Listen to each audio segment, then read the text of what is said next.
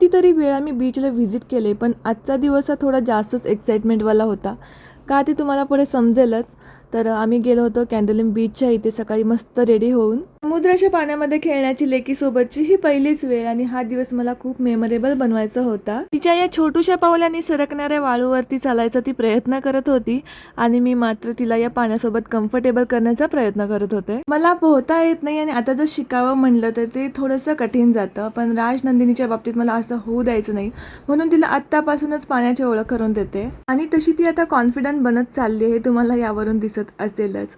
तर थोडा वेळ मी येऊन साईडला बसले होते, पण तिला पाण्यामध्येच खेळायचं होतं. सो सारखं मला बोट करून तिकडे दाखवत होते की चल आपण पुन्हा जाऊयात. आता पुन्हा राजनंदिनी सोबत गोव्याला कधी येईन मला माहीत नाही, पण आत्ताचे जे काही क्षण होते ते सगळे कॅमेरामध्ये मी टिपून ठेवत होते, कारण पुढच्या वेळेस जेव्हा येऊ तेव्हा राजनंदिनी एवढी छोटी नसेल. आता इतका वेळ पाण्यात खेळून आम्हाला प्रचंड भूक लागली होती, त्यामुळे हॉटेलवर येऊन फ्रेश झालो, नाश्ता केला आणि पुन्हा बाहेर निघालो. हे लोकेशन तुम्हाला माहिती आहे का? माहिती असेल तर कमेंट सेक्शनमध्ये मला नक्की सांगा. इथे खूप छान फोटोज व्हिडिओज काढले.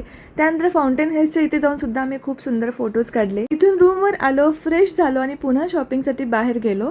तर दॅट्स इट फॉर टुडे. चलो बाय.